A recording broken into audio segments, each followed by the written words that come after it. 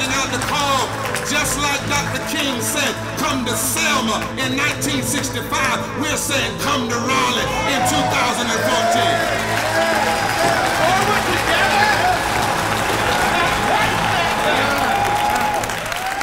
Thank you.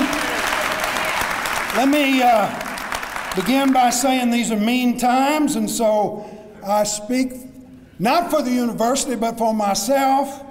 If I spoke for the university, it would be saying very different things about what this legislature is doing to the people of North Carolina. I'm particularly honored to say a word about poverty on Dr. King's Day, the focus of his last unfinished campaign, where he taught us the curse of poverty has no justification in our age. The time has come to civilize ourselves by total, direct, and immediate abolition of poverty. But Dr. King's loving heart would be broken to know that in the intervening half century, with our soaring levels of poverty, child poverty, and inequality, that we have become the richest, the poorest, and the most unequal nation in the world. But no one needs to remind folks from Goldsboro, North Carolina, what poverty is. We're over 30% of citizens live in poverty.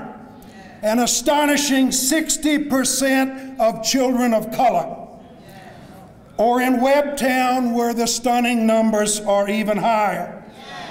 Or in eastern North Carolina, where Roanoke Rapids and Lumberton are two of the 3 poorest cities in America. Or to our west in Greensboro, which is the 2nd hungriest city in America. Or to this state as a whole that has the 2nd highest child hunger rate in the country, the 2nd highest number of hungry babies. To match 400 veterans living under the bridges and along wood lines in Fayetteville, fresh from our nation's battlefields. Or the hundreds trying to brace this winter in the woods of Hickory, just down the road from massive manicured church lawns, in a tale Dickens would have neither the nerve nor the imagination to invent.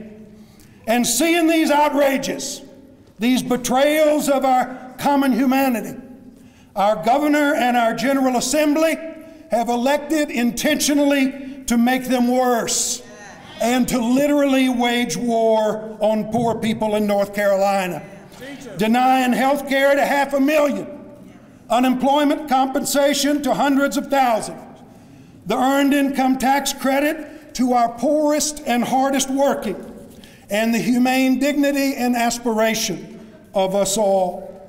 Giving us instead government only for the wealthy, only for the white, only for the Christian, only for the straight, only for the male, rejecting the literal promise of America.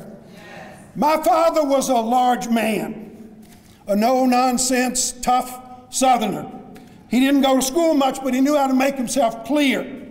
And when I was a teenager and I started acting out, he'd say, "You may think you're getting away with something, but there are things we just don't tolerate in this house."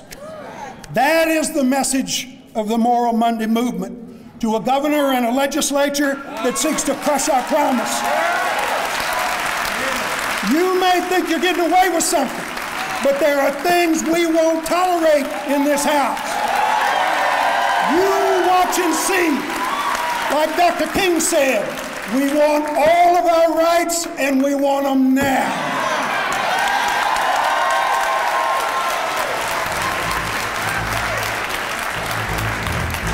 Yes, sir, King. Yes, sir.